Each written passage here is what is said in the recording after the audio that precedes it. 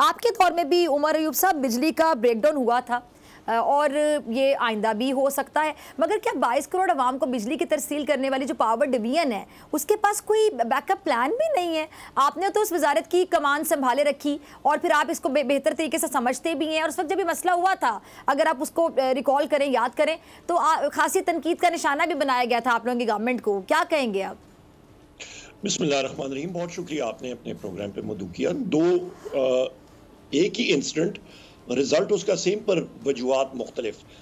10 जनवरी 2021 को जो इंसिडेंट हुआ था वो ह्यूमन एरर की वजह से इस तरह हुआ था कि 220 केवी के पैनल पे काम हो रहा था और जो वहाँ पे टेक्नीशियंस थे उन्होंने अर्थिंग रिमूव नहीं की थी जिस वक्त उन्होंने लाइन को एनर्जाइज किया, तो 2,20,000 वोल्ट जो हैं वो इमीडिएटली अर्थ हुए और उसने कैस्केडिंग फॉल्ट क्रिएट किया। इन्वेस्टिगेशन हुई और उनको जिम्मेदार ठहराया गया।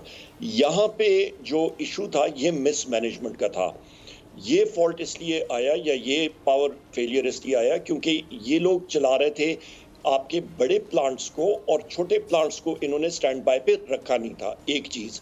दूसरी चीज़, इन्होंने लोड अपना पैसे बचाने के लिए बहुत सारे प्लांट्स को बंद रखा हुआ था और उसकी वजह से जिस वक्त लोड बढ़ने शुरू हुआ सुबह के वक्त तो वो बिजली अवेलेबल नहीं थी, जिसकी वजह से वोल्टेज वेरिएशन, फ्रीक्वेंसी वेरिएशन शुरू हो गई और वो एक फॉल्ट जो है वो सिस्टम में शुरू हो गया। और अभी भी तकरीबन इस वक्त जो बिजली की सूरत हाल है, थोड़ी देर पहले मैं देख रहा था डेटा, तकरीबन 8-8,500 हज़ार मेगावाट जो है उससे भी कम वो मुयस्सर है। आपके बड़े न्यूक्लियर पावर प्लांट्स जो कराची में है, जनूबी पाकिस्तान में, K2 K3, वो अभी तक ऑनलाइन नहीं आए, उनको 2-3 दिन लगते हैं ऑनलाइन आने में ऐसे फेलियर के बाद। तीसरी जो अहम बात है, और ये आप नाजरीन की, आपकी तवज्जो से नाजरीन के लिए भी, कि मौसम सर्दियों में सरमा में क्या होता है कि पाकिस्तान में क्योंकि पन बिजली की प्रोडक्शन ना होने के बराबर होती है, तो जितनी बिजली वो पैदा होती है वो जनूबी जगहों से आती है, साउथ ऑफ पाकिस्तान से आती है। तो उस चीज़ को बड़ा केयरफुली मॉनिटर करना चाहिए, पर वो ये लोग उसको कर नहीं सके। मंगला को इन्होंने एक स्टार्ट के लिए, कोल्ड स्टार्ट के लिए ऑपरेट किया और उसके साथ एक प्लांट साउथ में, पर अभी तक पूरी तरह बिजली जो है वो वापस आई नहीं है।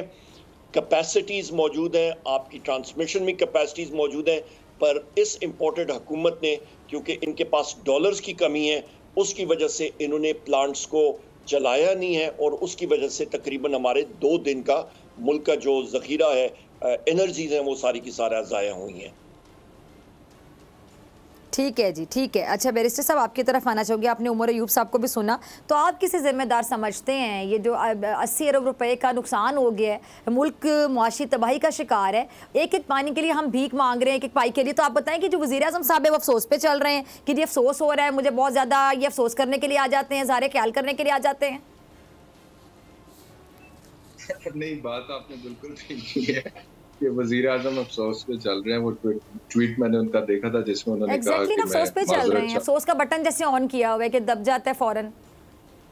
जी बस ऐसे ही है। लेकिन बहरहाल मैं इतना टेक्निकली इस मामले को ऐसे तो नहीं समझता क्योंकि उमर अयूब साहब ने तो इस मिनिस्ट्री को रन किया। लेकिन मेरा पहला जो कंसर्न था ना फिजा, वो ये था कि कुछ अर्सा पहले ख्वाजा आसिफ साहब ने कहा था कि हो सकता है कि मुल्क अंधेरों में डूब जाए, हो सकता है हमारे पास इंपोर्ट करने के लिए, ऑयल इंपोर्ट करने के लिए पैसे ही ना हो। तो मेरा कंसर्न ये था कि कहीं खुदा न खास्ता इस तरह की सिचुएशन के हम करीब तो नहीं चले गए, क्योंकि ये लाइन स्ट्रिप की और पूरे मुल्क में बिजली चली गई है। तो आज खुर्रम दस्तगीर का जो स्टेटमेंट है, उन्होंने कहा है कि तरसीली निज़ाम महफूज है और कारखाने चलाने के लिए वाफिर तेल मौजूद है। अब अगर वो ये कह रहे हैं कि तेल मौजूद है और उसके बाद वो बिजली बहाल हुई है कल रात को 10:15 बजे, और अब 48 घंटे तक वो कहते हैं कि दोबारा लोड शेडिंग होती रहेगी, और तकनीकी वजह वो कहते हैं कि जो खराबी थी उसका अभी तक पता नहीं चल सका। तो मुझे ये समझ नहीं आया कि इफ समथिंग गेट्स फिक्स, तो पहले उसका पता चलता है ना कि वो गलती कहाँ पर हुई थी, और उसके बाद आप उसको फिक्स करते हैं तो मामला ठीक होता है। तो एक तरफ वो कह रहे हैं कि तकनीकी खराबी कहाँ हुई जिसका अभी तक पता नहीं चल सका, दूसरी तरफ वो कह रहे हैं कि मुकम्मल तौर पे उसको हमने देख लिया और फिक्स कर दिया है, लेकिन वो 24 घंटे 48 घंटे लगते हैं कोयले के प्लांट को और जौहरी प्लांट को, इस वजह से लोड शेडिंग 48 घंटे तक है। तो थोड़ा सा ये कॉन्ट्रडिक्शन है। बाकी जहाँ तक इकोनॉमी की बात है वो है। तो आप बिल्कुल दुरुस्त कह रही हैं। और ये जो 200 अरब का मिनी बजट और मुज़ाकरात IMF के साथ वर्चुअल जो हुए हैं उसके बाद आप सोचिए अगर पेट्रोल पे 50 रुपए लेवी बढ़ा दिया जाता है तो उस पर तो 1 रुपया भी बढ़ता है तो तकरीबन हर चीज़ में ही महंगाई हो जाती है, क्योंकि पेट्रोल की कीमतों से जुड़ी हुई है दीगर चीज़ों जो प्रोडक्शन होती है उसकी महंगाई, ट्रांसपोर्टेशन कॉस्ट बढ़ जाती है। तो आप सोचें पेट्रोल की कीमत में इजाफा हो जाता है तो आम आदमी बेचारा जाएगा किधर? अवाम की तो पहले चीखें निकले पड़ी हैं, ये बुरकस निकलने के मुतरादिफ होगा।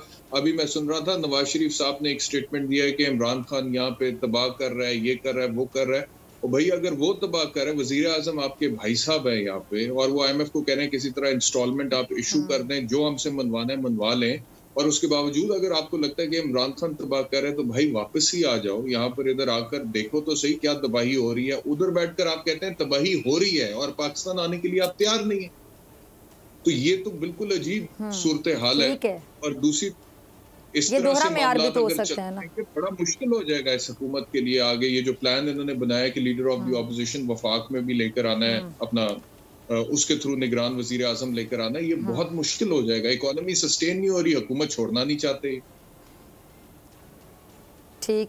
ठीक है और दूर से बैठ के अफसोस भी करते रहते हैं। अच्छा जी, उमर अयूब साहब आपकी तरफ आ रही हूँ। मौसमी नकवी साहब के मामले पर ज़रा आ जाते हैं। निगरान वज़ीर आला साहब उन्होंने आते पंजाब भर के जो सरकारी महकमे वहाँ पे काट पछाड़ शुरू कर दी उमर साहब, तो आइंदा होने वाले इंतखाबात इससे आपको क्या लगता है कितने मुतासिर हो सकते हैं?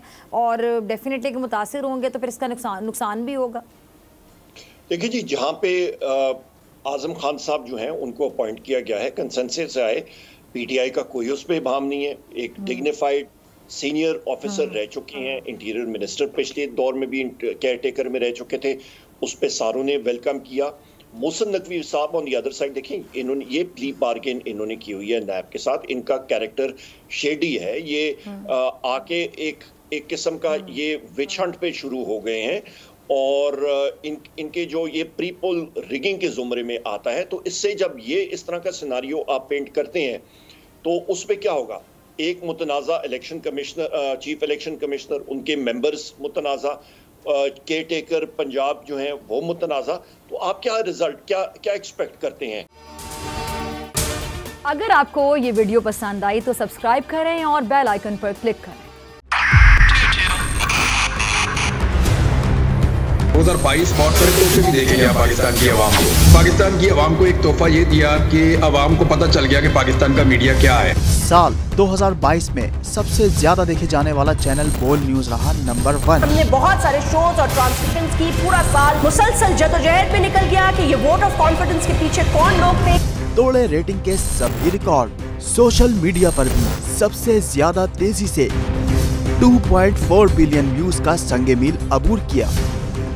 एंकर्स को भी आवाम में सबसे ज्यादा मकबूलियत मिली और सोशल मीडिया पर भी बोल रहा सब पर सब्सक्राइब करें और बेल दबाएं ताकि कोई खबर रह न जाए।